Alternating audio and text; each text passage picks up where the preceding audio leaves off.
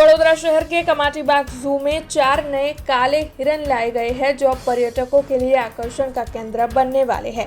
दरअसल कमाटी बाग में animal exchange programme के तहत कई नए जानवर लाए जा रहे हैं। तब इस बार केवड़िया के स्टैच्यू ऑफ यूनिटी निकट के जू में से 4 नए काले हिरन लाए गए हैं। तब आपको बता दें कि वडोदरा में कमाटी बाग जू देखने आने वाले पर्यटकों के लिए ये आकर्षण का केंद्र बने रहेंगे।